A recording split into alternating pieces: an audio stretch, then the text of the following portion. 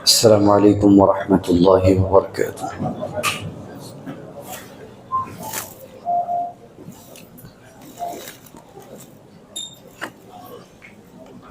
الحمد للہ رب العالمین والصلاة والسلام علی سید المرسلین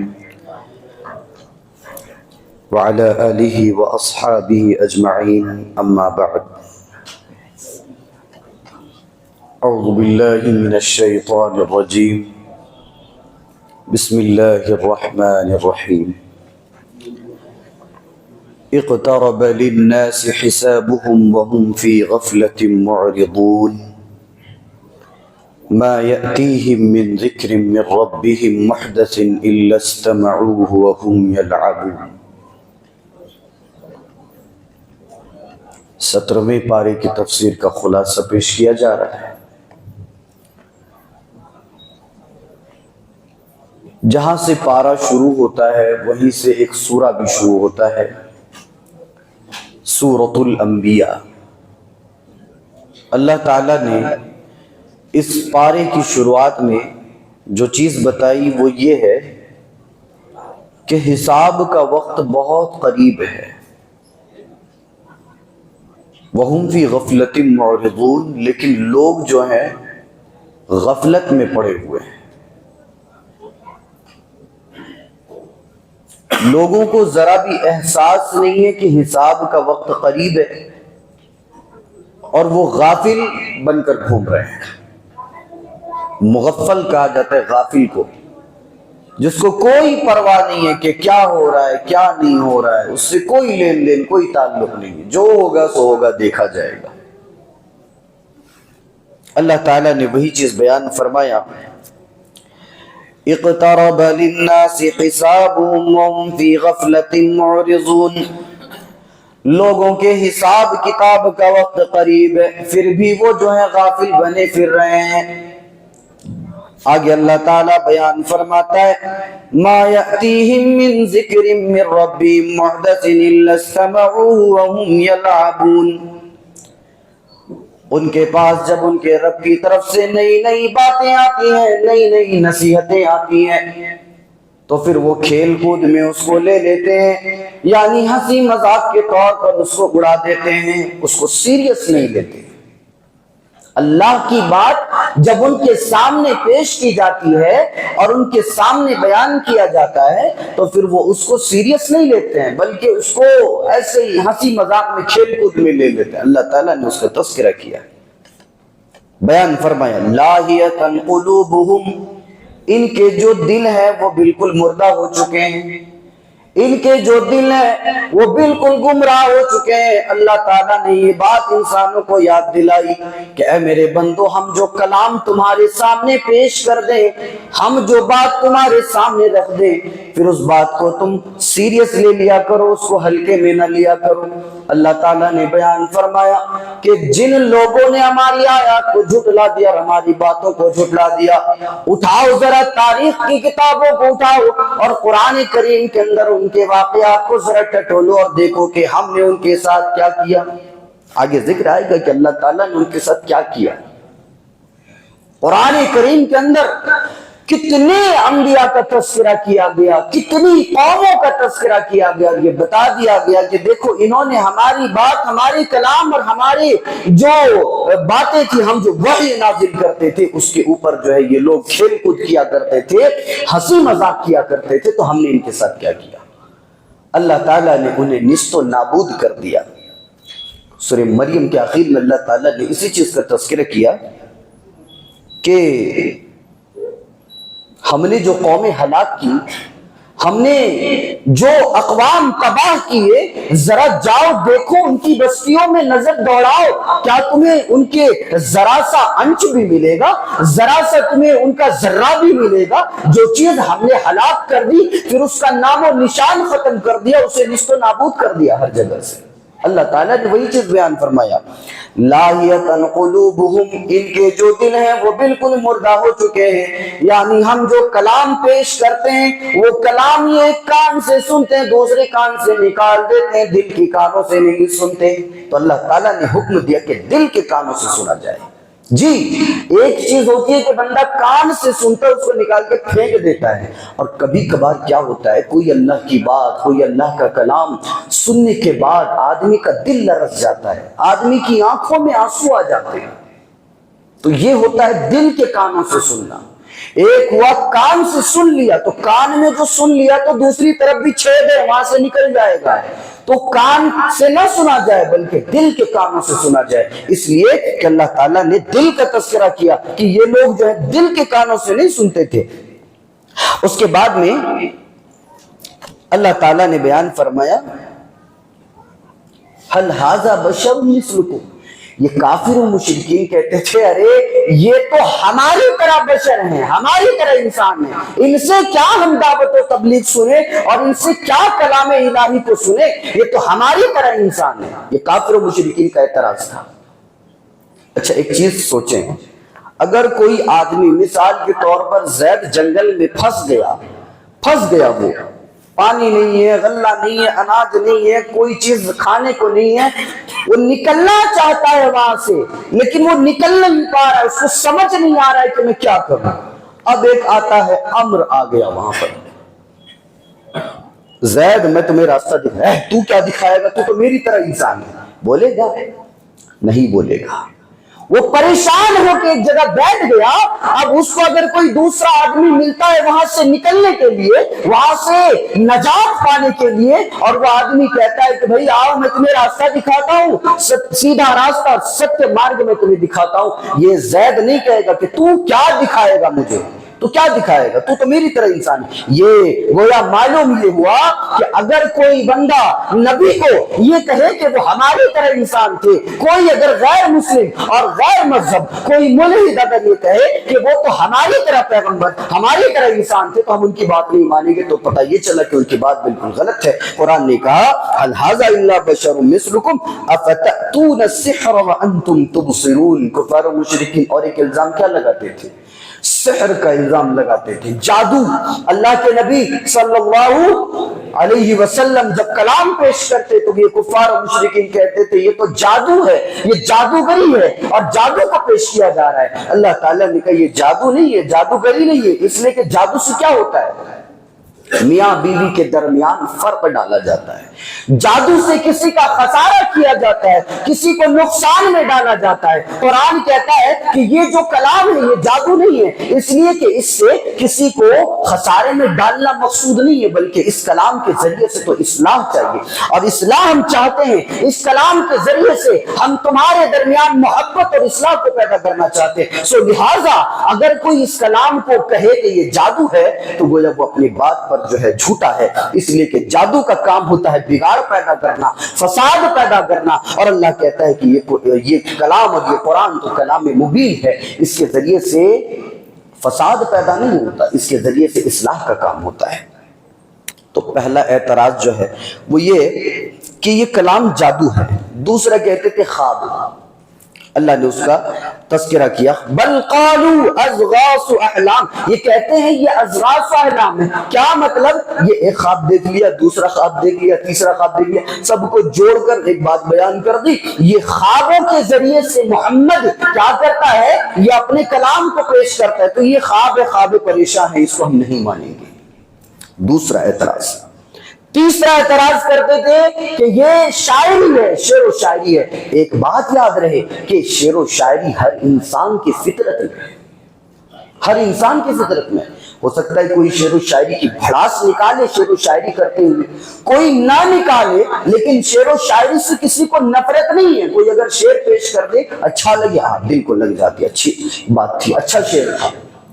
تو شعر و شاعری جو ہے وہ انسان کے فطرت میں ہے۔ کہا گیا یہ میرے نبی محمد الرسول اللہ صلی اللہ علیہ وسلم کے فطرت میں بھی ہے، لیکن اللہ تعالیٰ نے اپنے پیارے حبیب کو شعر و شاعری سے دور رکھا، اس لیے کہ جو کلام ہم نازل کرتے ہیں، جو قرآن ہم نازل کرتے ہیں، کہیں محمد ڈاؤٹ میں نہ پڑ جائے، کہیں یہ میرا رسول شک و شبہ میں نہ پڑ جائے، کہیں شش و پنج میں مبتلا نہ ہو جائے کہ یہ کلام کون کون سا ہے اور شاعری کون سی ہے، یہ شک و شبہ سے باز رکھنے کے لیے اللہ تعالیٰ نے فطرت بے وہ چیز ہونے کے باوجود فطرت سے گھما دیا کہ اے میرے پیارے نبی، یہ شعر و شاعری ہر انسان کی فطرت ہے اور آپ کی فطرت میں بھی ہے، لیکن آپ کو رغبت نہیں ہوگی شعر و شاعری سے، کبھی شعر و شاعری سننے اور کہنے کا من نہیں کرے گا۔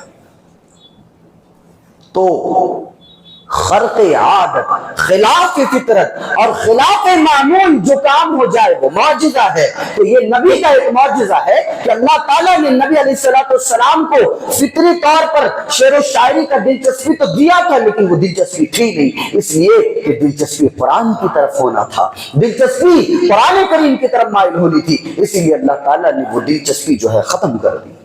یہ ایک معجزہ ہے، بہت بڑا معجزہ ہے۔ دوسرا اعتراض جو ہے خواب کا، تیسرا شعر کا، اور چوتھا اعتراض جو کیا انہوں نے کہ یہ ہم نہیں مانیں گے، یہ گڑھ لیا ہے محمد نے، نعوذ باللہ من ذالک۔ یہ کافر و مشرکین کا اعتراض رہا کہ ہم نہیں مانیں گے۔ کیوں نہیں مانو گے؟ اس لیے کہ اس چیز کو محمد نے گڑھ لیا ہے صلی اللہ علیہ وسلم، اس کو گڑھ لیا، اس کو ہم نہیں مانیں گے۔ تو اللہ تعالیٰ نے جواب دیا کہ ارے بے وقوفو، کوئی ایک بات کہوں، کبھی کہتے ہو گڑھ لیا، کبھی کہتے ہو جادو ہے، کبھی کہتے ہو سحر ہے، کبھی کہتے ہو یہ خواب ہے، کبھی کہتے ہو یہاں کی بات ہے، کبھی کہتے ہو وہاں کی بات ہے، کبھی شاعری، کبھی اور چیز، کیا ماجرا ہے تمہارا؟ کوئی ایک بات کہو، ہزاروں باتیں لا کر کہتے ہو یہ ہے وہ ہے۔ پتہ یہ چلا کہ جو 3-4 باتیں کرتا ہے وہ جھوٹا ہے، اور یہ کافر و مشرکین جو ہے ایک بات نہیں کرتے تھے، 3-4 بات کرتے تھے، کبھی جادوگر، کبھی شعر و شاعری، کبھی کچھ اور، کبھی کچھ اور۔ تو کہا اللہ نے کہ جو سچ پر قائم ہوتا ہے وہ کہتا ہے یہی ہے، اور جو شک و شبہ میں ہوتا ہے، جو جھوٹا ہوتا ہے، جو باطل ہوتا ہے، وہ کہتا ہے یہ ہے کہ یہ ہے، یہ ہے کہ یہ ہے، وہ شک و شبہ میں ہے، اس کو خود پتہ نہیں کیا ہے۔ تو کہا گیا کہ یہ جو اعتراض کیا جاتا ہے یہ بالکل غلط اور جھوٹا اعتراض ہے۔ بل قالوا اضغاث احلام، یہ کافر و مشرکین کہتے ہیں کہ یہ تو اضغاث و احلام ہے۔ آگے اللہ تعالیٰ کہتے ہیں بل افترا بل ہوا شاعر، بلکہ کبھی تو یہ کہتے ہیں کہ یہ افترا ہے، یعنی محمد نے اس کو گڑھ لیا ہے، اور کبھی کہتے ہیں کہ یہ شعر و شاعری ہے۔ فَلْيَأْتِنَا بِآیَةٍ، اگر تمہیں یہ ساری چیزوں پر شبہات و شبہات ہے تو تم ایک آیت ہی لے کر رہو، ایک آیت لے کر رہو۔ کما ارسل الاولون، اللہ تعالیٰ نے آگے بیان فرمایا وما ارسلنا قبلک الا رجالا نوحی الیہم، ہم نے جتنے رسول بھیجے، جتنے پیغمبر بھیجے، جتنے انبیاء بھیجے، ہم نے سارے انبیاء کو مرد بنا کر بھیجے، یعنی اللہ تعالیٰ نے کبھی بھی نبی عورتوں میں نہیں پیدا کیا، اللہ تعالیٰ نے کبھی بھی رسول اور پیغمبر کو عورتوں میں پیدا نہیں کیا۔ جب بھی اللہ کو پیغمبر بھیجنا ہوا تو اللہ تعالیٰ نے مردوں میں سے پیغمبر کو چنا، اور اللہ تعالیٰ نے مردوں میں سے پیغمبر بھیجے۔ بہت پرانی بات ہے، ایک عورت نے نبوت کا دعویٰ کیا۔ قرآن کہتا ہے ہم نے جب بھی نبی اور رسول بھیجے وہ سارے کے سارے مرد تھے، اور یہاں پر ایک عورت کھڑی ہوئی کہنے لگی مجھ پر وحی نازل ہوتی ہے۔ بعد میں مورخین نے لکھا کہ اللہ تعالیٰ نے اس عورت کو ہدایت دی، اور ایسے ہدایت اصل میں ہوا کیا؟ یہ کب کی بات ہے؟ مسیلمہ کذاب کے زمانے کی بات ہے۔ مسیلمہ کذاب بھی اپنے آپ کو نبی کہتا تھا، اور وہ عورت بھی اپنے آپ کو نبی کہتی تھی۔ تو بعد میں ان دونوں کا جو واقعہ ہوا وہ بیان کرنے کے قابل نہیں ہے، اسی لیے اس کو بیان نہ کیا جائے۔ بس اتنا سمجھ لیں کہ ایک عورت نے بھی تاریخ میں نبوت کا دعویٰ کیا ہے، تو اللہ تعالیٰ کہہ رہا ہے کہ نبی تو ہم نے عورتوں میں بھیجا ہی نہیں ہے۔ اگر کوئی آج کے زمانے میں مرد بھی نبی کا دعویٰ کرے تو وہ سراسر باطل ہے، جھوٹا ہے، اور کوئی عورت کرے تو پھر وہ تو سوال ہی پیدا نہیں ہوتا ہے۔ اللہ نے کہا وَمَا أَرْسَلْنَا قَبْلَكَ إِلَّا رِجَالًا نُوحِي إِلَيْهِمْ، ہم نے جب بھی رسول بھیجے، ہم نے جب بھی پیغمبر بھیجے، ہم نے جب بھی نبی بھیجے تو ہم نے مردوں میں سے بھیجا ہے، عورتوں کو نہیں بھیجا۔ ایک سوال پیدا ہو سکتا ہے کہ پھر مریم علیہ السلام، اب مریم کے نام کے آگے علیہ السلام لگاتے ہیں تو یہ کیا معاملہ ہے؟ وہ بھی تو اللہ کی نبیہ ہو سکتی ہے۔ تو اس کا جواب یہ ہے کہ جو علیہ السلام کہا جاتا ہے وہ نبی کے نام کے آگے نہیں، بلکہ وہ ایک دعائیہ کلمہ، وہ اللہ کی بڑی نیک بندی تھی، اسی لیے آسیہ علیہ السلام بھی کہا جاتا ہے جو فرعون کی بیوی تھی۔ تو اب یہ بھی ایک دوسرا اعتراض کرتے ہیں. دوسرا اعتراض یہ کیا جا سکتا ہے کہ اگر نبی جو ہے مردوں میں سے تھے، عورتوں میں سے نہیں تھی، تو پھر مریم علیہ السلام کو اللہ تعالیٰ نے وحی کی کہ تو جو ہے یہ کھجور کا جو درخت ہے اس کو ہلا. یہ کھجور کے درخت کو ہلانے کی بات مریم کو کس نے بتائی؟ اللہ نے بتائی. گویا اللہ تعالیٰ نے مریم کی طرف وحی کی، تو وحی کرنا یہ رسول ہونے کی دلیل نہیں ہے. اس لیے کہ اللہ تعالیٰ نے قرآن کریم کے اندر شہد کی مکھی کا بھی تذکرہ کیا اور کہا کہ ہم نے شہد کی مکھی کی طرف وحی کی کہ وہ پھولوں کا رس چوسے. اس سے شہد کی مکھی رسول اور نبی نہیں بنے گا. اسی طرح سے یہ مریم بھی نبیہ اور رسول نہیں بن سکتی. آسیہ وہ بھی نبی اور رسول نہیں بن سکتی. قرآن کہتا ہے کہ ہم نے جب بھی رسول اور پیغمبر اور میسنجر بھیجے تو ہم نے مردوں میں سے بھیجے، ہم نے عورتوں میں سے نہیں بھیجے. اب وہ کھڑے ہوئے کافر و مشرکین، ارے ہم اس کی بات کیسے مانیں؟ ہماری طرح آدمی، تو ہماری طرح آدمی تو ہم نے اس کی مثال دی کہ اگر زید جنگل میں پھنس جائے تو اس کو اگر امر آواز دی کہ آؤ میں تمہیں جنگل سے نکالتا ہوں، تو یہ زید کو اس کے ساتھ چلے جانا چاہیے، اس لیے کہ وہ راستے سے باخبر ہے. اور زید جو جنگل میں پھنس کے رہ گیا ہے یہ راستے سے بے خبر ہے. تو جو راستے سے باخبر ہے زید کو چاہیے کہ وہ اس کے ساتھ نکل جائے، راستہ کلیئر ہو جائے گا، اس کو راستہ معلوم ہو جائے گا. یہ کافر و مشرکین کہنے لگے کہ ہم تو نہیں ماننے والے، یہ ہماری طرح آدمی ہے. تو پھر نبی جو ہے انسانوں میں سے بھی نہیں آنا چاہیے. کیسے آنا چاہیے؟ کہاں سے آنا چاہیے؟ یہ کافر و مشرکین کہنے لگے کہ جو نبی ہیں، جو رسول ہیں، وہ تو فرشتوں میں سے ہونا چاہیے.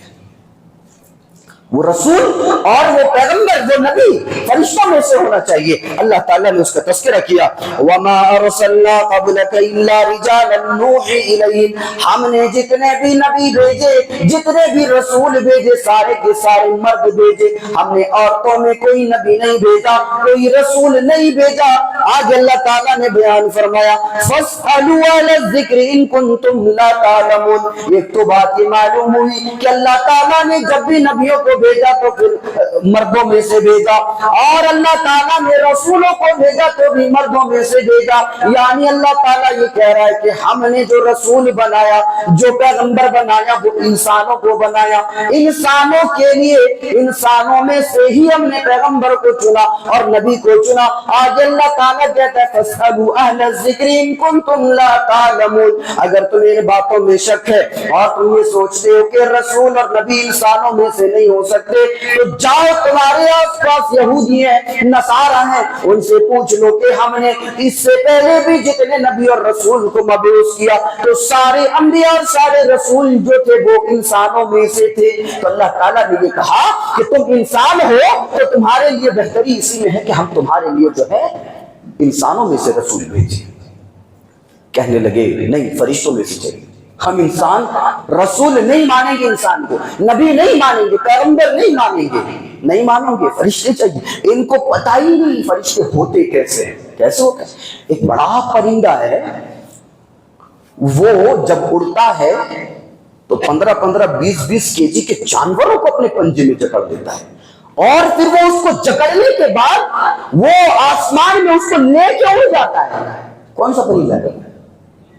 جی چیل ہو سکتا ہے، جی چیل ہو سکتا ہے. تو وہ پرندہ جو ہے اپنے پنجے میں 15-20 کلو کے جانور کو جکڑ لیتا ہے اور اس کو لے کر اڑ جاتا ہے. یہ حال ایک پرندے کا ہے جس کے چند گنے چنے پر ہے. یہاں پر حضرت جبرائیل جو ایک فرشتے ہیں، اگر ان کو حالت اصلی میں دیکھ لیا جائے تو پینٹ گیلی ہو جائے گی. ایسے حضرت جبرائیل ہے. حضرت جبرائیل ان کے اتنے پر حضرت جناب محمد رسول اللہ صلی اللہ علیہ وسلم بیان فرماتے ہیں کہ میں نے حضرت جبرائیل کو 2 بار دیکھا. ایک بار زمین میں، بر آسمان میں. 2 بار کب دیکھا؟ ایک بار جو ہے اللہ کے نبی ایسے پہاڑ کی چوٹی پر کھڑے تھے، دیکھ رہے ہیں سارا افق جو ہے، وہ جو آسمان جہاں پر لگتا ہے کہ وہاں سے آسمان ایسے گر گیا ہے اس کو افق کہا جاتا ہے. آسمان ایسے ایسے کر کے ایسے جہاں گر جاتا ہے اس کو افق کہا جاتا ہے. یعنی آسمان کے کونے میں دکھائی دے رہا ہے کہ حضرت جبرائیل نے پورا افق جو ہے ہتھیا کر رکھ لیا ہے. یعنی پورے افق میں حضرت جبرائیل نظر آ رہے ہیں. یہ ایک فرشتے کا حال ہے. یہ کافر و مشرکین کہنے لگے کہ نہیں، نبی تو فرشتوں میں سے ہونا چاہیے. یہ کیسا فرشتہ ہے، کیسا فرشتہ ہے؟ دیکھیں فرشتہ تو ایک تو یہ ہوا کہ پر ہے اور اتنے عجیب و غریب اور اتنے زبردست انداز میں ہیں کہ پورے افق میں چھایا ہوا ہے فرشتہ۔ اب دیکھیں حضرت جبرائیل علیہ السلام، اللہ کے نبی صلی اللہ علیہ وسلم بیان فرماتے ہیں کہ ایک دفعہ جبرائیل آئے میرے پاس اور آ کے کہنے لگے، حالت دیکھیے، کیفیت دیکھیے، علم دیکھیے، ان کا کیا مقام و مرتبہ، کیا ہی عجیب و غریب مخلوق ہے وہ۔ اللہ کے نبی کے پاس آ کے کہنے لگے حضرت محمد رسول اللہ صلی اللہ علیہ وسلم اور حضرت موسیٰ علیہ السلام کے درمیان جو ہزاروں سال کا فاصلہ ہے، یہ حضرت جبرائیل موسیٰ کے پاس بھی جاتے تھے اور یہ محمد رسول اللہ صلی اللہ علیہ وسلم کے پاس بھی آئے۔ آئے اللہ کے نبی صلی اللہ علیہ وسلم کے پاس، آئے اللہ کے نبی میں نے جو ہے موسیٰ کے زمانے میں موسیٰ کے پاس وحی لے کر میں جایا کرتا تھا، اور جب موسیٰ کے زمانے میں فرعون جب ڈوبنے لگا سمندر میں تو وہ کہنے لگا لا الہ الا اللہ آمنت بھی بنو اسرائیل، میں ایمان لاتا ہوں بنو اسرائیل کے معبود پر، معبود حقیقی پر، اور میں اللہ تعالیٰ کا اقرار کرتا ہوں اور میں تمام معبودان باطلہ سے بیزار ہوں۔ یہ فرعون کہنے لگا تو حضرت جبرائیل کہنے لگے اللہ کے رسول پتہ ہے میں نے کیا کیا؟ اللہ کے رسول نے کہا کیا کیے؟ تو حضرت جبرائیل کہنے لگے میں کالی مٹی اٹھائی اس کے منہ پہ تھوک دیا۔ یہ حضرت جبرائیل نے کہا کہ اللہ کے رسول میں نے کالی مٹی اٹھایا اور اٹھانے کے بعد اس کے منہ میں ڈال دیا اور اس کو ڈبا دیا۔ کہا ایسا کیوں کیا؟ کہ اللہ کے رسول یہ اتنا بڑا نافرمان تھا، اتنا بڑا بدترین انسان تھا، یہ شرک تو چھوڑیے اپنے آپ کو سب سے بڑا معبود کہتا تھا، اللہ کہتا تھا، نعوذ باللہ من ذالک۔ اللہ کے نبی مجھے بہت غصہ آتا تھا جب یہ ایسا بولتا تھا، تو جب میں نے دیکھا کہ یہ لا الہ الا اللہ پڑھ رہا ہے، توبہ کر رہا ہے، مجھے خوف ہونے لگا کہ کہیں اللہ تعالیٰ اس کو معاف نہ کر دے۔ اللہ اکبر، یہ معاملہ اللہ تعالیٰ کے رحم و کرم کا کہ اللہ تعالیٰ اگر چاہتا تو فرعون کو معاف کر دے، اتنا رحیم کریم ہے اللہ تعالیٰ، اس کے رحم کا اندازہ کیا جا سکتا ہے، تصور میں لا سکتا ہے بندہ اس کے رحم و کرم کو۔ کہ اللہ کے نبی میں نے اسی لیے مٹی اٹھائی، کالی مٹی اس کے منہ پہ ڈال دیا۔ یہ کیا حضرت جبرائیل نے۔ حضرت ابراہیم علیہ السلام کو جب آگ میں ڈالا جانے لگا تو فرشتے آئے بچا لیں آپ کو، کہا کہ میں آگ میں جا رہا ہوں تمہارے لیے نہیں جا رہا ہوں، مجھے وہی بچائے گا جس کے لیے میں آگ میں جا رہا ہوں۔ تو یہ فرشتے اگر چاہتے تو حضرت ابراہیم کے اشارے پر انہیں بچا سکتے تھے۔ یہ معاملہ فرشتوں کا، اور یہ کافر و مشرکین کہتے ہیں کہ ہمارے پاس جو نبی آئے، جو رسول آئے، وہ فرشتوں میں سے ہونا چاہیے۔ حالت اصلی میں اگر دیکھیں تو اللہ تعالیٰ قرآن کریم کے اندر دوسرے مقام پر بیان فرماتا ہے کہ پھر ہم ان کا کام تمام کر دیں گے۔ اگر یہ حالت اصلی میں فرشتے کو دیکھ لے تو ان کا کام تمام ہو جائے گا، یہ زندہ نہیں بچے، مر جائیں گے دیکھیں گے تو ایسے ہی فرشتے۔ تو یہ مطالبہ کرنا کہ فرشتوں میں سے ہو غلط ہے۔ اچھا ٹھیک ہے فرشتوں میں سے نہیں، چلو جنات میں سے تمہیں رسول دے دیا جائے۔ تو یہ کہنے لگے اگر فرشتے نہیں آ سکتے ہمارے پاس رسول بن کر تو جنات کو آنا چاہیے۔ اللہ نے کہا کہ بے وقوفو، ہم نے جنات کو جو پیدا کیا ہے، ایک پیر اپنا ایک بر اعظم میں رکھا تو دوسرا پیر دوسرے بر اعظم میں رکھتا ہے، یعنی اگر وہ چاہے تو یہاں سے افریقہ چلا جائے، افریقہ سے امریکہ چلا جائے، امریکہ سے لندن چلا جائے، اس کے لیے کیا سواری ہے، وہ جب چاہے جہاں چاہے جا سکتا ہے۔ ہم لوگ بھی جب پڑھ رہے تھے مدرسے میں، ایک لڑکا تھا اس کے باڈی میں جن آتا تھا، تو کہتے تھے کہ وہ جن جو ہے افریقہ سے آتا تھا۔ ہم نے بھی بات کی ہے اس سے، پہلے تو ہمیں بھی جھوٹ لگا کہ ہے بھئی یہ ناٹک کر رہا ہوگا، لیکن بعد میں وہاں کے شیخ الحدیث، وہاں کے بڑے بڑے علماء کرام نے جب کہا کہ نہیں یہ حقیقت ہے تو حقیقت ہے، پھر اس کو مان لیے ہم۔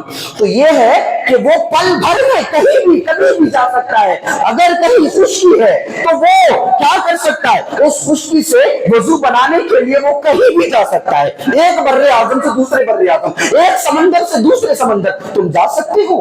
تمہارے پاس اگر موٹر سائیکل نہ ہو تو تم نماز کے لیے نہیں آتے ہو، تم جا سکتے ہو وضو کے لیے؟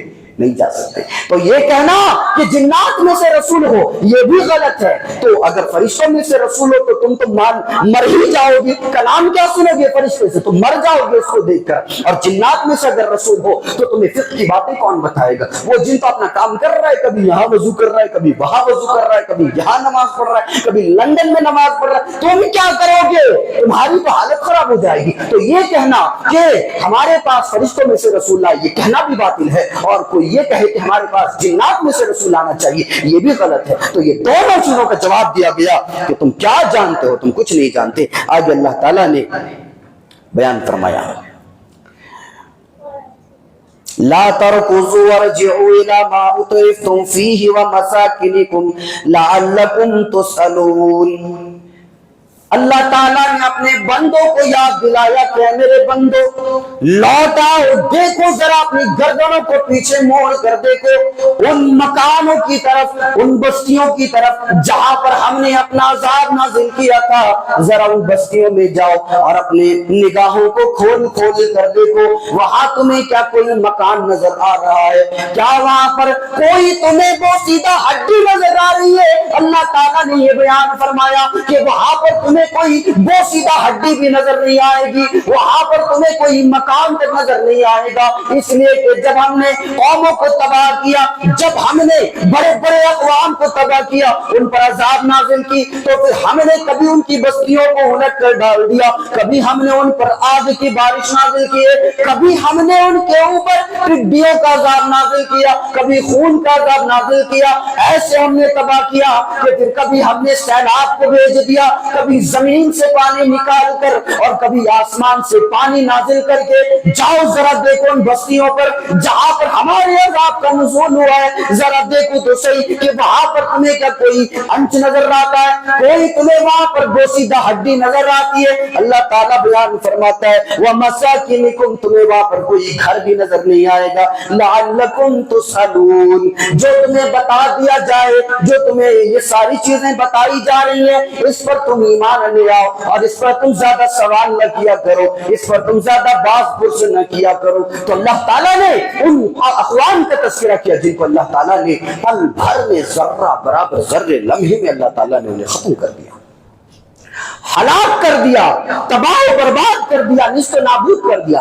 اگر آپ سے پوچھا جائے کہ قوم لوط میں ہلاک ہونے والوں میں سے کسی کا نام معلوم, پوری دنیا کی کتابیں اٹھانے کہیں نہیں ملیں. قوم نوح میں سے ہلاک ہونے والے جتنے بھی افراد کے دو چار نام بتا دیجئے, کوئی نہیں بتائے گا. قرآن کہتا ہے کہ ہم نے ان کے جسموں کو تو ختم کیا, لیکن ان کا وجود ختم کرنے کے بعد ہم نے ان کے نام کو بھی ختم کر دیا, ان کی ہستیاں ہم نے ختم کر دی. یہ قرآن کہتا ہے. آگے اللہ تعالیٰ نے بیان فرمایا وَمَا خَلَقْنَا السَّمَاءَ وَالْأَرْضَ وَمَا بَيْنَهُمَا لَاعِبِينَ, یہ ہم نے آسمان اور زمین جو پیدا کیا. یہ غیر مسلم کہتا ہے کہ یہ زمین و آسمان کیا ہے, یہ کھیل ہے, یہ بس یہ 4 دن کی نہیں ہے. 4 دن میں کیا آدمی کہتا ہے 4 دن کی زندگی؟ بے وقوف, 4 دن کی زندگی نہیں ہے, یہ اچھی خاصی زندگی ہے جو اللہ تعالیٰ نے دی ہے, اس کو صحیح طور پر استعمال کرنا. اور یہ جو زمین و آسمان کی تخلیق کو بندہ کہتا ہے کہ یہ کھیل کود ہے, اللہ کہتا ہے وَمَا خَلَقْنَا السَّمَاءَ وَالْأَرْضَ وَمَا بَيْنَهُمَا لَاعِبِينَ, یہ کھیل اور تماشا نہیں ہے جو ہم نے بنایا ہے. بنا سکتے ہو تم ایسے بغیر پلر, بغیر کھمبے کے آسمان, چھت, اور یہ زمین اتنی وسیع و عریض, اس میں بھی زمین ہل نہ جائے, زمین کہیں تہس نہس نہ ہو جائے. زمین کی بقا کے لیے ہم نے پہاڑوں کو میخ بنا دیا اور اس کے اوپر رکھ دیے کہ کہیں زمین ہلنا نہ شروع کر دے. کہ بنا سکتے ہو؟ یہ کھیل اور تماشا نظر آتا ہے تمہیں؟ یہ کھیل اور تماشا نہیں ہے. اللہ تعالیٰ نے اس چیز کے تذکرے کے بعد کہا, اپنی وحدانیت اور اپنی یکتائیت کی دلیل بھی کہا لَوْ كَانَ فِيهِمَا آلِهَةٌ إِلَّا اللَّهُ لَفَسَدَتَا, اے میرے بندو اگر 2 خدا ہوتے تو پھر اس کائنات میں فساد پیدا ہو جاتا. یعنی ایک خدا کہتا کہ میں اس علاقے میں بارش نازل کروں گا, دوسرا کہتا کہ نہیں میں اس علاقے میں بارش نہیں بلکہ دھوپ دینا چاہتا ہوں.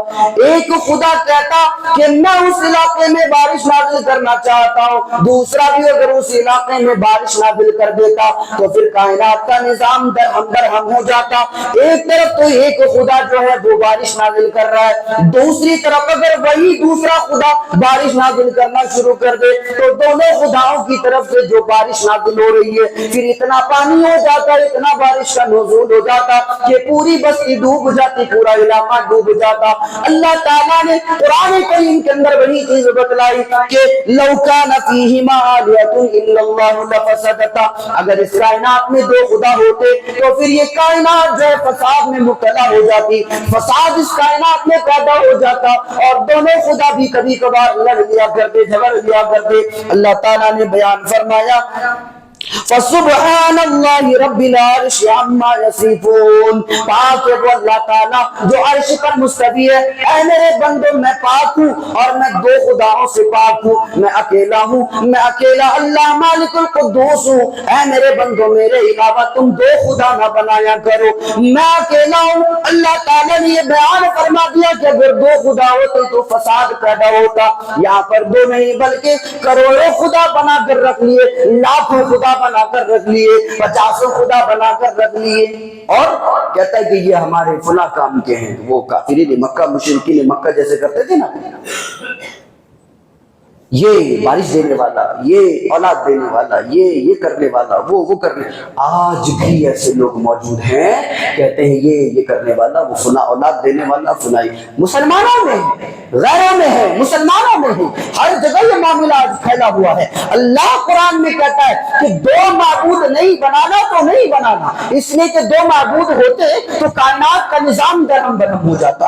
اے میرے بندو، ہم کائنات کا نظام کہ تمہارے سامنے درہم برہم کر کے پیش کر رہے ہیں۔ جب بارش ہوتی ہے فراوانی کے ساتھ بارش ہوتی ہے، کوئی روک ٹوک نہیں، اور اتنی نہیں ہو جاتی ہے کہ پھر تمہاری جو ہے بستیاں ختم ہو جاتی ہیں، سیلاب میں بہہ جاتے ہیں۔ اے میرے بندو، کیا میری وحدانیت کے لیے یہ کافی نہیں ہے؟ اے میرے بندو، جب تمہارے علاقے میں دھوپ آ جاتا ہے، بہت زیادہ خشکی آ جاتی ہے، گرمی پیدا ہو جاتا ہے، اس گرمی کے بعد کیا میں تمہارے علاقے میں ٹھنڈی نہیں لاتا ہوں؟ کیا اس گرمی کے بعد میں بارش کا نزول نہیں کرتا ہوں؟ جب کرتا ہوں تو کیا میرے وحدانیت کے لیے، میری یکتائیت کے لیے یہ کافی نہیں ہے؟ اللہ تعالیٰ نے کہا کہ اگر دو ہوتے تو فساد ہوتا، اور جب فساد نہیں ہو رہا ہے مطلب اکیلا میں ہی ہوں، دوسرا نہیں ہے۔ عقلی دلیل دی، نقلی دلیل دی۔ اس کے بعد کہا گیا لا یسأل عما یفعل وهم یسألون، جو اللہ تعالیٰ کرے اس پر سوال نہ کیا جائے، سوال نہ کیا جائے۔ اللہ تعالیٰ جو کرتا ہے کرنے تو اس کو سوال نہ کیا جائے، اس پر وہ کچھ بھی کر سکتا ہے، اس پر سوال کھڑا نہیں ہونا چاہیے۔ اس کے بعد میں اللہ تعالیٰ نے بیان فرمایا ایک سائنسی حقیقت کو واضح کیا، وَهُوَ الَّذِي خَلَقَ اللَّيْلَ وَالنَّهَارَ وَالشَّمْسَ وَالْقَمَرَ كُلٌّ فِي فَلَكٍ يَسْبَحُونَ۔ اللہ تعالیٰ نے ایک سائنسدان تھا، اس نے کہا کہ یہ جو ستارے ہیں، سیارے ہیں، سورج ہے، چاند ہے، یہ آسمان ہے، اور یہ سارے کے سارے جو ہے لٹکے ہوئے ہیں اور گھوم رہے ہیں۔ آسمان کے نیچے یہ لٹکے ہوئے اور گھوم رہے ہیں۔ تو اللہ تعالیٰ نے کہا کہ یہ جو ستارے ہیں، یہ جو سیارے ہیں، یہ سارے کے سارے اپنے مدار پر گھوم رہے ہیں۔ سو گویا اللہ تعالیٰ نے اس سائنسی نظریے کا رد کر دیا، کہا کہ وَهُوَ الَّذِي خَلَقَ اللَّيْلَ وَالنَّهَارَ، صبح شام ہم نے بنایا، وَالشَّمْسَ وَالْقَمَرَ، اور چاند کو بھی ہم نے بنایا، سورج کو بھی ہم نے بنایا، كُلٌّ فِي فَلَكٍ يَسْبَحُونَ، یہ ساری کی ساری چیزیں جو ہے اپنے مدار پر گھوم رہی ہیں۔ تو جو وہ کہہ رہا تھا وہ غلط کہہ رہا تھا، جو سائنسدان کہہ رہا تھا کہ یہ آسمان پر لٹکے ہوئے اور یہ ساری چیزیں ایسے ہو رہی، تو یہ کہنا یہ بالکل غلط۔ اللہ تعالیٰ نے اس چیز کو غلط قرار دیا۔ اس کے بعد میں اللہ تعالیٰ نے ایک چیز کی وضاحت کی کہ اے میرے بندو، تم اپنے آپ کو قرآن کریم میں تلاش کرو۔ اللہ تعالیٰ نے کہا کہ سارے بندوں کا تذکرہ ہم نے قرآن کریم کے اندر کر دیا۔ اللہ تعالیٰ نے بیان فرمایا لَقَدْ أَنزَلْنَا إِلَيْكُمْ كِتَابًا فِيهِ ذِكْرُكُمْ أَفَلَا تَعْقِلُونَ، یقیناً ہم نے تمہاری جانب کتاب کو نازل کیا، اور یہ وہ کتاب ہے جس کتاب کے اندر ہم نے تمہارا بھی ذکر کر دیا۔ یہ آیت حضرت سہل رضی اللہ تعالیٰ عنہ پڑھ رہے تھے، اور پڑھتے پڑھتے جب اس آیت پر پہنچے، کہا کہ اللہ کے رسول کیا میرا بھی ذکر قرآن میں موجود ہے؟ کہا ہاں تمہارا بھی ذکر قرآن میں موجود ہے۔ اے اللہ کے رسول میرا ذکر ہے؟ کہا ہاں تمہارا ذکر ہے۔ اللہ کے رسول اس کا ذکر ہے؟ کہا سب کا ذکر قرآن کریم کے اندر موجود ہے۔ جی ہمارا بھی ذکر ہے، میرا ذکر ہے، آپ کا ذکر ہے، سب کا ذکر قرآن کریم، سارے مردوں کا ذکر ہے، عورتوں کا ذکر، سب کا ذکر اللہ نے قرآن کریم کے اندر کر دیا۔ ایک ہی آیت کریمہ کے اندر اللہ تعالیٰ نے بتا دیا کہ ہم تمہارا جو ہے ذکر قرآن کریم کے اندر کیے ہیں۔ اب ڈھونڈو اپنے آپ کو قرآن میں۔ حضرت سہل رضی اللہ تعالیٰ عنہ قرآن پڑھتے چلے جا رہے، پڑھتے چلے جا رہے، بڑے بڑے اجلے صحابہ کرام کا تذکرہ آیا، کبار صحابہ کرام کا تذکرہ آیا، کہا کہ یہ تو میں نہیں ہوں۔ آگے پڑھتے چلے گئے، پڑھتے چلے گئے، مشرکین کا تذکرہ آیا۔ جب مشرکین کا تذکرہ آیا تو کہنے لگے کہ میں ان میں سے بھی نہیں ہوں۔ آگے بڑھتے چلے گئے، کفار کا تذکرہ آیا، کہا میں تو یہ بھی نہیں ہوں، اس میں بھی میرا تذکرہ نہیں ہے۔ آگے پڑھتے چلے گئے، پڑھتے چلے گئے، منافقین کا تذکرہ آیا، کہا اس میں سے بھی میں نہیں ہوں۔ جب پڑھتے پڑھتے آیت کریمہ پر پہنچے جہاں پر ہلکے ایمان کا تذکرہ ہے، کہنے لگے کہ ہاں یہ ایمان والا میں ہوں۔ تو گویا اپنے آپ کو بندہ قرآن کریم کے اندر تلاش کرے اور یہ جانے کہ وہ کہاں پر اس کا تذکرہ ہے۔ اگر وہ بہت زیادہ خرچہ کرنے والا ہے، صدقہ و خیرات کرنے والا ہے، تو اللہ تعالیٰ نے اس کا بھی تذکرہ کیا، اور اگر وہ بہت زیادہ جو ہے فضول خرچی کرنے والا ہے تو اللہ تعالیٰ نے اس کا بھی تذکرہ کیا۔ اگر کوئی بندہ بہت زیادہ نمازیں پڑھتا ہے، اللہ تعالیٰ نے اس کا بھی تذکرہ کیا، اور اگر کوئی بندہ بہت نمازیں پڑھتا ہے لیکن دکھاوے کے لیے پڑھتا ہے تو اللہ تعالیٰ نے ایسے نمازیوں کا بھی تذکرہ کیا۔ سو اللہ تعالیٰ نے یہ واضح کر دیا کہ یہ وہ کتاب ہے جس میں ہم نے تمام امت محمدیہ کا تذکرہ کر دیا۔ قیامت کی صبح تک آنے والی تمام انسانی آبادی کا تذکرہ اللہ تعالیٰ نے اس کتاب میں تذکرہ کر دیا۔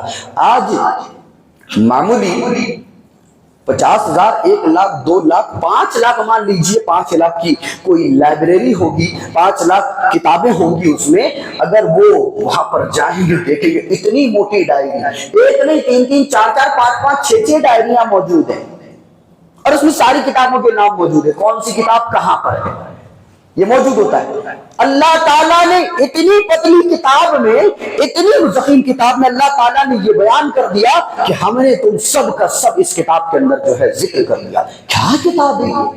کیسی کتاب ہے؟ اللہ تعالیٰ کہہ رہا ہے کہ اس کتاب کے اندر ہم نے سب کا ذکر کر دیا۔ واقعی یہ کتاب جو ہے ایسی کتاب جو کتاب مبین ہے، دنیا قاصر ہے ایسی کتاب پیش کرنے سے۔ اللہ تعالیٰ نے اس کے بعد ذکر کیا بہت، یہ چونکہ سورۃ الانبیاء چل رہا ہے تو اللہ تعالیٰ نے اس سورۃ کے اندر جو ہے بہت سارے نبیوں کا تذکرہ کیا، انہی میں سے حضرت ابراہیم علیہ السلام کا تذکرہ کیا۔ اذ قال لأبيه وقومه ما هذه التماثيل التي انتم لها عاكفون، جب ابراہیم علیہ السلام نے اپنے باپ سے کہا اے میرے ابو جان، اور اپنی قوم سے بھی کہا کہ اے میری قوم والو، ما هذه التماثيل التي انتم لها عاكفون، تم ان بتوں کی پوجا کیوں کرتے ہو، ان مورتیوں کی پوجا کیوں کرتے ہو؟ تو ساری قوم والوں نے اور باپ نے بھی کہا قالوا وجدنا آباءنا لها عابدين، ہم نے تو شروعات نہیں کی، یہ تو ہمارے ابا جان نے، ہمارے دادا نے اور ہمارے آبا و اجداد نے اس کی شروعات کی تھی۔ آج بھی بہت سارے لوگ ہیں نا کہتے ہیں بھائی زمانہ ترقی کر گیا، 2 مطلب 4، کہتے ہیں نہیں ہمارے ابا نے 2 5 بتلایا تھا، ہم 5 ہی میں اٹکے رہ گئے۔ ایسے لوگ ہوتے ہیں کہ نہیں؟ ابا نے ہمارے 2 5 بتلایا تھا، ہم 2 4 نہیں سمجھیں گے اور نہیں ہم قبول کریں گے۔ بہت بڑا ریاضی دان آ جائے، میتھمیٹکس کا بابا آدم آ جائے، ہم نہیں مانیں گے۔ یہ کچھ لوگ ہیں ایسے بھی آج بھی، ان کو بتا کے تھک جاؤ، یہ دیکھو بھئی یہ چیز ہے، نہیں ہمارے ابا نے کچھ اور کہا، ہم نہیں مانیں گے۔ اس زمانے میں بھی تھے، کہا کہ نہیں بھئی ہم نہیں مانیں گے۔ کیوں نہیں مانو گے؟ اس لیے نہیں مانیں گے کیونکہ ہمارے آبا و اجداد یہی کرتے آ رہے ہیں، سو ہم بھی یہی کریں گے۔ قالوا وجدنا آباءنا لها عابدين، ہمارے آبا و اجداد نے یہی کیا ہے تو ہم بھی یہی کریں گے۔ قال لقد كنتم انتم وآباؤكم في ضلال مبين، قربان جاؤ ابراہیم کی جرت پر، حضرت ابراہیم کہتے ہیں کہ تم بھی بڑی گمراہی میں مبتلا ہو، اور تمہارے بابا بھی، تمہارے دادا بھی، سارے کے سارے لوگ گمراہی میں مبتلا تھے، سارے کے سارے لوگوں کو حضرت ابراہیم علیہ السلام نے گمراہ کہا اور کہا کہ تم سارے کے سارے لوگ گمراہ ہو، اور دیکھو ان قریب میں تمہارے ساتھ وہ حشر کروں گا اور تمہارا بون جو ہے حشر کروں گا کہ تم سوچتے رہ جانا۔ سارے لوگوں کی عید ہوئی، سارے لوگوں کا میلہ لگا ہوا تھا، اللہ تعالیٰ نے تذکرہ کیا کہ میلہ لگا ہوا ہے، سارے لوگ میلے میں جا رہے ہیں۔ کچھ لوگ ابراہیم کے پاس آئے، ابراہیم تم بھی میلے میں چلو۔ حضرت ابراہیم علیہ السلام کہنے لگے انا سقیم، میں بیمار ہوں، میں نہیں جا سکتا، تم لوگ جاؤ۔ سارے کے سارے لوگ جب میلے کے لیے چلے گئے، گھومنے کے لیے چلے گئے، عید میں شریک ہو گئے، حضرت ابراہیم علیہ السلام بت کدے میں داخل ہوئے، بت خانے میں داخل ہوئے اور پورا کلہاڑی لے کر سارے بتوں کی گردنیں توڑ دی۔ جب سارے لوگ آئے، آنے کے بعد دیکھا سارے بتوں کی گردنیں ٹوٹی ہوئی ہیں، ایک بڑا بت جو ہے اس کی گردن صحیح سالم ہے۔ ابراہیم لوگوں نے کہا کہ ہمارے معبودوں کے ساتھ کس نے کیا؟ چند نوجوان نے کہا کہ ایک لڑکا ہے، ایک نوجوان نے، جس کو جب ہم نے کہا کہ چلو ہمارے ساتھ تو کہنے لگا میں بیمار ہوں، اور وہ ہمارے بتوں کے خلاف بھی باتیں کیا کرتا تھا۔ کہا کہ اس کو بلایا جائے، حضرت ابراہیم کو بلایا گیا، کہا کہ تو نے ہمارے معبودوں کے ساتھ کیا ہے؟ کہا کہ میں نے نہیں کیا، وہ جو بڑا معبود ہے جس کی گردن پر کلہاڑی لٹکی ہوئی ہے اس سے پوچھو کہ یہ کس نے کیا ہے۔ اے ابراہیم تو ہمارے معبودوں کے ساتھ شان میں گستاخی کر رہا ہے، تجھے معلوم ہے کہ ہمارے معبود بولتے نہیں ہیں۔ حضرت ابراہیم علیہ السلام یہی میسج دینا چاہتے تھے کہ دیکھو جب یہ بولتے نہیں ہیں، یہ جب کھاتے نہیں ہیں، یہ جب پیتے نہیں ہیں تو تم ان کے پیچھے کیوں پڑے ہوئے ہو؟ حضرت ابراہیم علیہ السلام کے توحید کی دعوت کو پیش کرنے کا اتنا انوکھا طریقہ، اتنا زبردست اور نرالا طریقہ قرآن بیان کرتا ہے۔ لوگوں نے کہا کہ تم یہ ہمارے ساتھ بڑی بے ادبی کر رہے ہو، سارے لوگ پھیل گئے اور لکڑیاں جمع کرنے لگے، اب اس کو جو ہے چلایا جائے گا، اس کو اب مارا جائے گا۔ اب ہوا کیا، حضرت ابراہیم علیہ السلام نے جو ہے دو باتیں بتانے کی کوشش کی۔ ایک بات یہ ہے کہ بھائی اپنے بڑے معبود سے پوچھو، اس لیے کہ ہو سکتا ہے بڑا معبود بڑا غصے میں ہو، کیوں اس کے ہوتے ہوئے تم نے چھوٹوں کو بھی معبود بنا لیا، تو ہو سکتا ہے بڑا تمہارا غصے میں آ گیا ہو، اسی لیے اس نے توڑ دیا ہے۔ تو جب یہ تمہارا بڑا معبود غصے میں آ سکتا ہے چھوٹے معبود بنانے کی وجہ سے، تو ذرا سوچو اللہ تعالیٰ کتنا غصہ کرے گا، اس کو چھوڑ کر تم ان کو معبود بنا لیے ہو۔ یہ ایک میسج دینا چاہتے تھے۔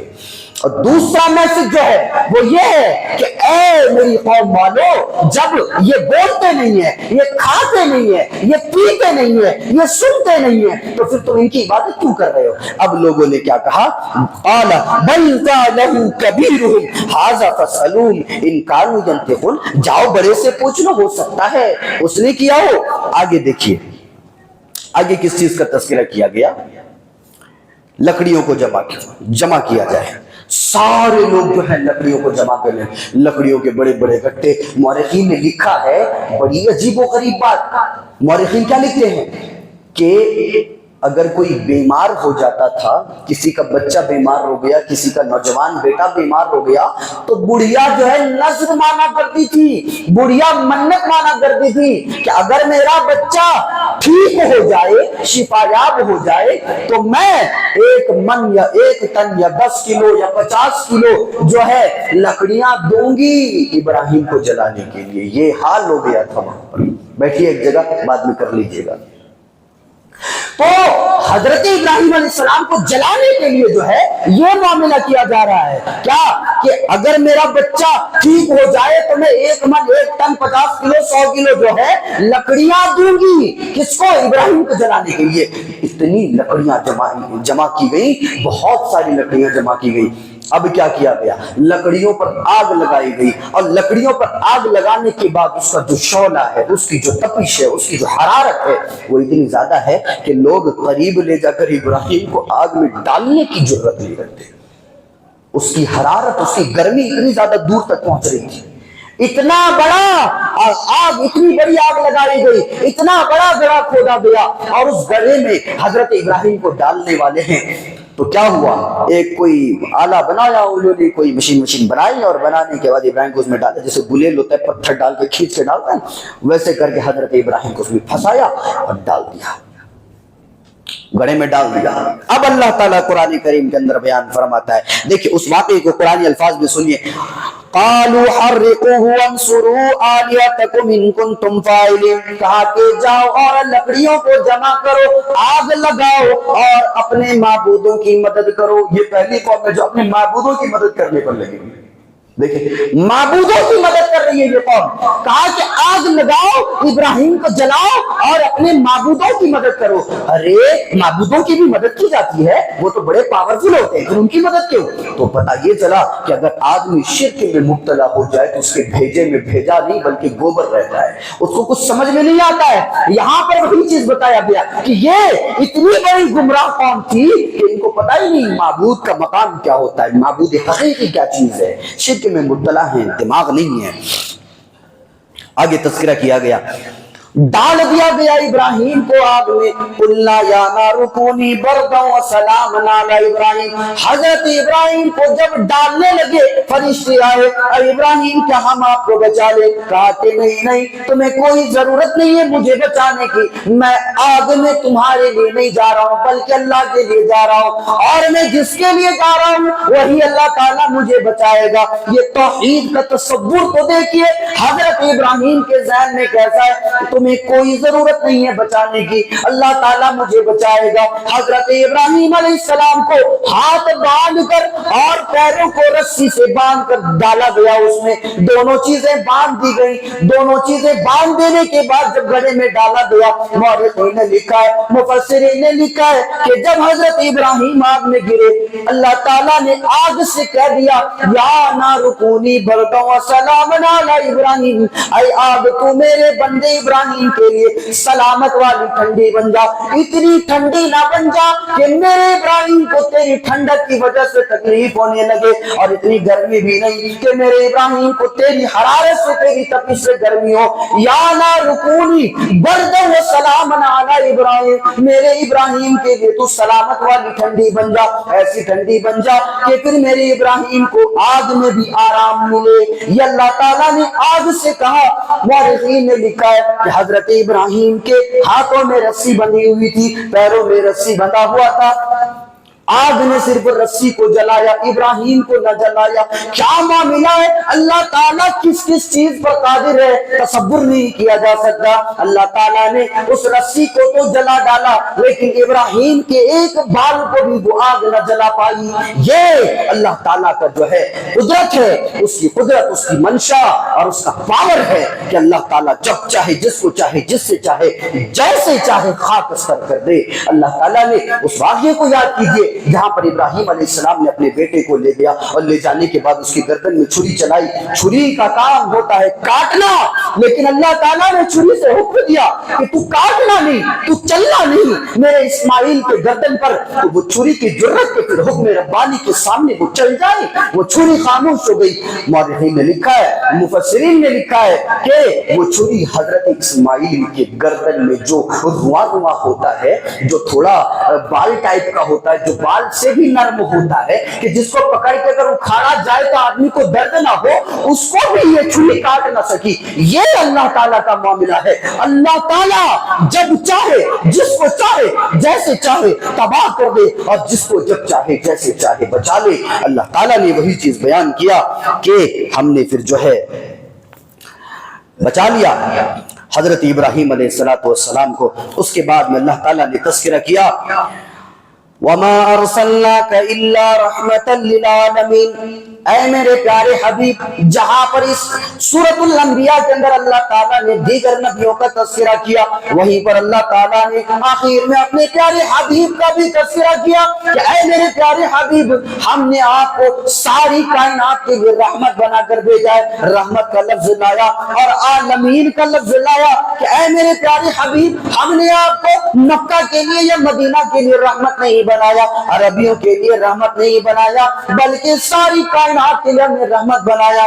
کس کس کے لیے رحمت؟ مسلمانوں کے لیے رحمت، مومنوں کے لیے رحمت، مردوں کے لیے رحمت، عورتوں کے لیے رحمت، اور پھر دنیا جہان کے اندر جتنے بھی معبودان باطلہ کو ماننے والے یہودیوں کے لیے رحمت، عیسائیوں کے لیے رحمت، انسانوں کے لیے رحمت، یہاں تک کہ نبی کائنات اونٹ کے لیے رحمت، جانوروں کے لیے رحمت، چرندوں پرندوں کے لیے رحمت. اللہ کے نبی صلی اللہ علیہ وسلم درختوں کے لیے بھی رحمت بنا کر بھیجے گئے تھے.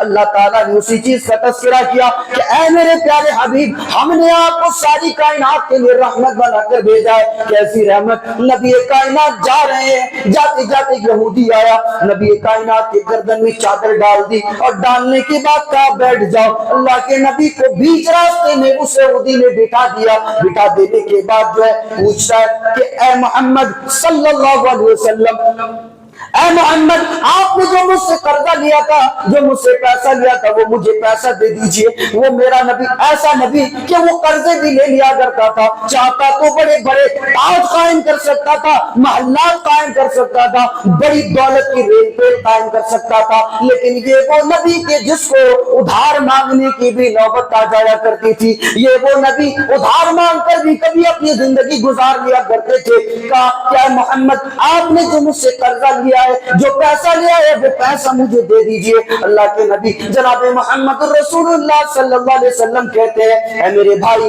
جو میں نے تم سے پیسہ لیا ہے اس کی واپسی کا وقت تو نہیں ہوا ہے، اس کو دینے کا ٹائم تو نہیں ہوا ہے. کہا اے محمد، اگر تم مجھے پیسہ نہیں دیتا ہے تو پھر میں تجھے یہاں سے جانے بھی نہیں دوں گا، میں تجھے یہیں پر بٹھا دوں گا. نبی کائنات کو وہیں پر چادر جو گردن میں ڈال کر بٹھا دیا. صحابہ وہاں سے جا رہے ہیں، حضرت عمر جا رہے ہیں، حضرت ابو بکر جا رہے ہیں، ایسے جلیل القدر صحابہ کرام جا رہے ہیں. اے اللہ کے نبی حکم دیجئے اس کی گردن ابھی مروڑ دیتے ہیں. اے اللہ کے نبی حکم دیجئے اس کی گردن پر ابھی تلوار چلائیں گے، گردن اب دھڑ الگ ہو جائے گی. اللہ کے نبی کہتے ہیں کہ نہیں نہیں، یہ میرا اور اس کا معاملہ ہے، تم لوگ چلے جاؤ. ظہر کی اذان کی آواز آئی، حی علی الصلاۃ. اللہ کے نبی کہتے ہیں اے میرے بھائی، مجھے اجازت دے کہ میں جاؤں اور نماز پڑھ لوں. اللہ کے نبی صلی اللہ علیہ وسلم سے اس یہودی نے کہا کہ پہلے تو میرا قرضہ دے دے، اس کے بعد اگر جانا چاہے تو چلا جا، میں تجھے نہیں روکتا. کہا کہ میرے پاس کبھی پیسہ نہیں ہے، میں تجھے کیسے کر کے پیسہ دے دوں. یہ وہ نبی دینے کے لیے پیسہ بھی نہیں ہے، وقت نہیں ہوا تھا. اگر وقت ہو جاتا تو وقت سے پہلے نبی کائنات پیسہ واپس کر دیتے، وہ رقم لوٹا دیتے. کہا کہ مجھے جانے دو، ظہر کی اذان کی آواز آ گئی ہے، نماز پڑھنا ہے. یہودی کہتا ہے کہ نہیں نہیں، میں بغیر پیسے کے جانے نہیں دوں گا. بٹھا دیا وہیں پر. دوسری بار جب عصر کی اذان ہوئی، اللہ کے نبی وہیں پر نماز پڑھتے. عصر کی اذان کی آواز آئی، کہا ہے میرے بھائی نماز کے لیے جانے کو دو. کہا کہ نہیں نہیں، پہلے میرے پیسے دے دو، اس کے بعد جانا ہے، چلے جاؤ. عصر کی اذان کی آواز آئی، نماز کے لیے جانے نہ دیا.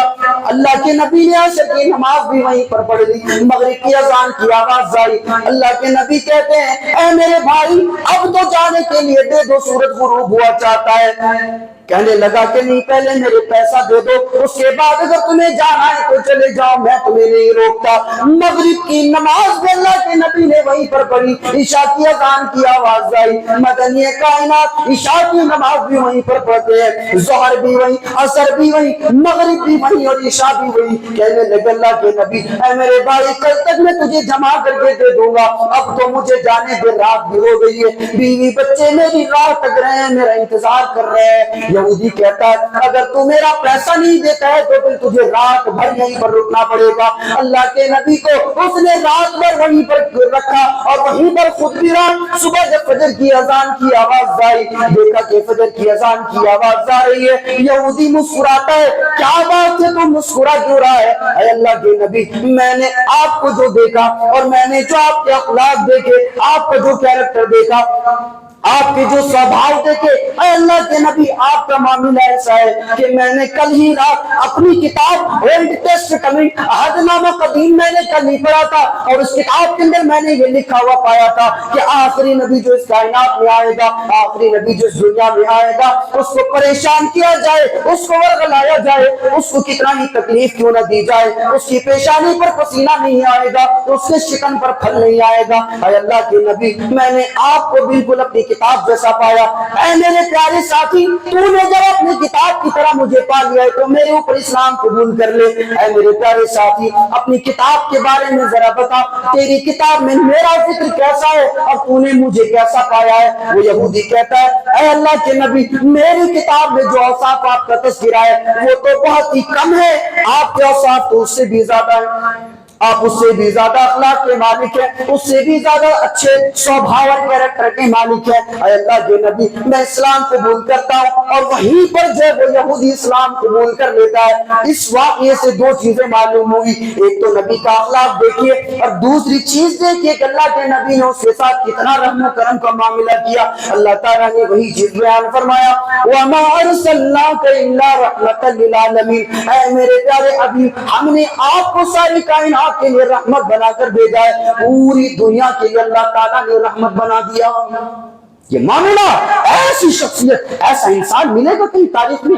کہیں نہیں ملے گا، چراغ لے کے ڈھونڈنے سے بھی نہیں ملے گا۔ ایسا انسان جس کے بارے میں پروردگار عالم خود اعلان کرے کہ ہم نے آپ کو ساری کائنات کے لیے رحمت بنا دیا، سو وہ رحمت للعالمین بن گئے۔ پتھروں کے لیے رحمت، درختوں کے لیے رحمت۔ ایک دفعہ اللہ کے نبی نے کھجور کے تنے کو منبر بنا لیا، اس پر کھڑے ہو کر جمعہ کا خطبہ وغیرہ دیا کرتے تھے۔ جب کسی صحابی نے، کسی اچھے کارپینٹر نے اچھا سا منبر بنا کے دے دیا، اللہ کے نبی اس کھجور کے تنے کو اٹھا کر جو ہے باہر رکھ دیا اور اس منبر پر جو ہے کھڑے ہو کر تقریر کرنے لگے۔ بعد میں پتہ چلا وہ جو تنا جو باہر پھینکا گیا ہے، مدنی تاجدار بیان فرماتے ہیں کہ وہ تنا جس کو اٹھا کر باہر پھینک دیا گیا وہ نبی کے قدموں کا عادی بن چکا تھا، اب اس کے اندر سے جو ہے رونے کی آواز آ رہی تھی۔ اللہ اکبر! اللہ کے نبی نے اس تنے کے اوپر ہاتھ پھیرا، جیسے ہاتھ پھیرا تو پھر وہ تنا جو ہے خاموش ہو گیا۔ یہ تنے کے لیے بھی رحمت، وہ چڑیا کے لیے بھی رحمت، یہودیوں کے لیے رحمت، مسلمانوں کے لیے رحمت، عورتوں کے لیے رحمت، ساری کائنات کے لیے رحمت۔ کس کو بنایا؟ اللہ تعالیٰ نے اپنے پیارے حبیب آخری نبی جناب محمد الرسول اللہ صلی اللہ علیہ وسلم کو بنایا۔ ایک آخری چیز کا تذکرہ میں کیے دیتا ہوں۔ اللہ تعالیٰ نے سورۃ الحج میں بیان فرمایا، قیامت کا نقشہ کھینچا، اور دیکھیں کیا ہیبت ناک نقشہ کھینچا ہے، آدمی کے روح کو کانپنے پر مجبور کر دینے کے لیے قرآن کریم کی یہ دو آیتیں کافی ہے۔ آدمی کا تصور، آدمی کا ذہن وہاں تک جا نہیں سکتا کہ کیا ہیبت اور کیا خطرناک ماحول ہوگا۔ اللہ بیان کرتا ہے، یا ایھا الناس اتقوا ربکم، اے دنیا والو اللہ سے ڈرو۔ اللہ سے ڈرنے کا جب حکم دیا گیا تو نہیں کہا مسلمانوں اللہ سے ڈرو، اللہ نے کہا یا ایھا الناس اتقوا ربکم، اے دنیا والو، اے لوگو سنو، تم جو ہے سارے کے سارے اللہ سے ڈرو۔ یا ایھا الناس اتقوا ربکم ان زلزلۃ الساعۃ شیء عظیم، قیامت کا جو لمحہ ہے، قیامت کا جو دن ہے وہ اتنا عجیب و غریب ہے کہ وہ بہت بڑی شے ہے، اس کو ہلکے میں نہ لینا۔ اللہ تعالیٰ نے بیان فرمایا، یوم ترونها تذہل کل مرضعۃ عما ارضعت وتضع کل ذات حمل حملها۔ اللہ تعالیٰ بیان فرماتا ہے کہ جب تم قیامت کے دن کو دیکھو گے تو تم یہ دیکھو گے کہ اس دن دودھ پلانے والی ماں اپنے دودھ پیتے بچے کو چھوڑ دے گی۔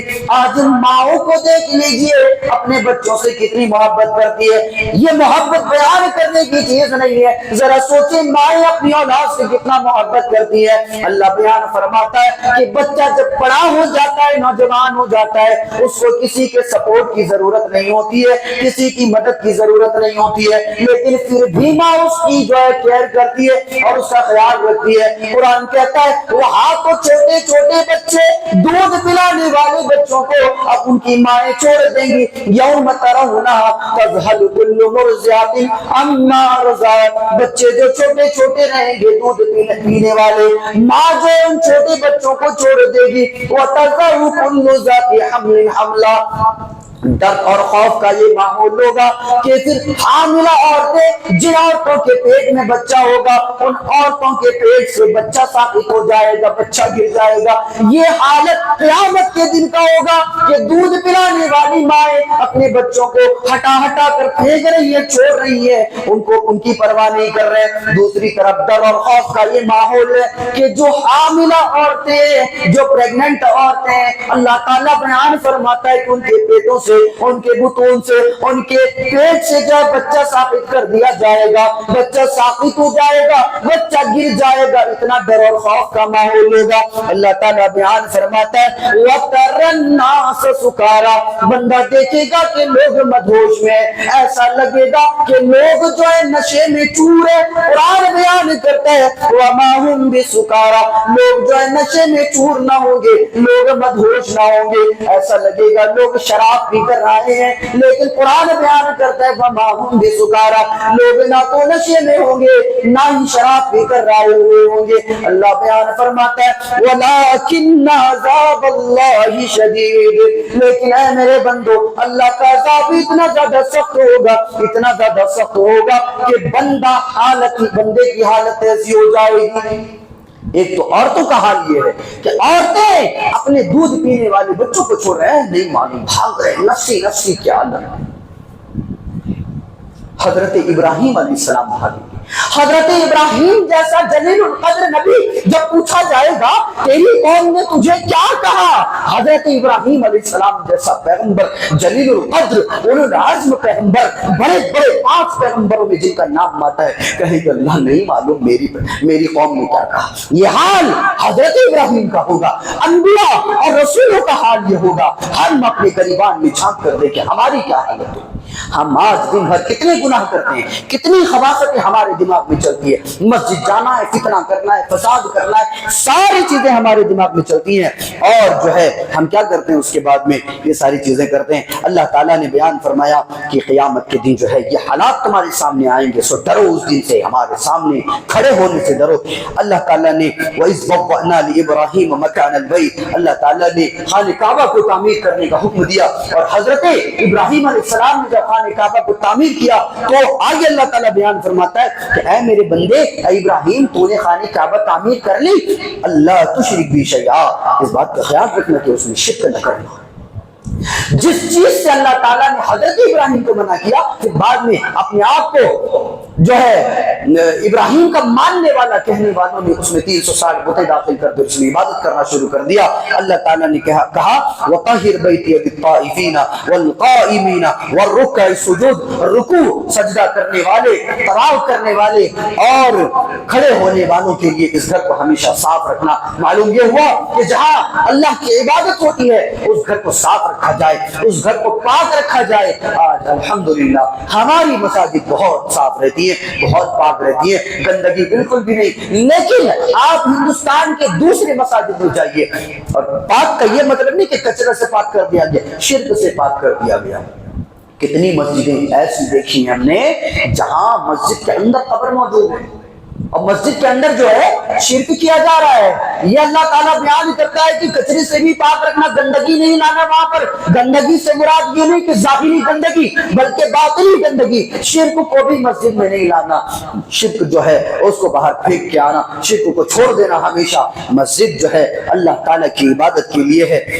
اللہ تعالیٰ نے یہاں پر جو چیز بیان فرمایا وَأَذِّن فِي النَّاسِ بِالْحَجِّ, اے میرے بندے اب حج کے لیے لوگوں کو بلاؤ. حضرت ابراہیم کہنے لگے اے اللہ میں لوگوں کو حج کے لیے بلاؤں, اتنے سارے لوگ ہیں, کس کو بلاؤں, کہاں کہاں جاؤں. کہاں پہاڑ کے اوپر چڑھ جا, ندا لگا, آواز لگا, تیرا کام ہے پکارنا, میرا کام ہے حج کے لیے بندوں کو بھیجنا. حضرت ابراہیم علیہ السلام جو ہے پہاڑ کے اوپر چڑھے, آواز لگائی. آج دیکھیے دنیا جہان کے اندر کتنے لوگ جو ہے حج کے لیے جاتے ہیں, اور اگر کوئی نہیں بھی جاتا ہے تو بہرے دل میں تمنا لیے ہوئے ہے کہ حج کے لیے جانا ہے. یہ دل میں ہر انسان کی تمنا ہے, ہر مسلمان کی خواہش ہے کہ حج کے لیے جانا ہے.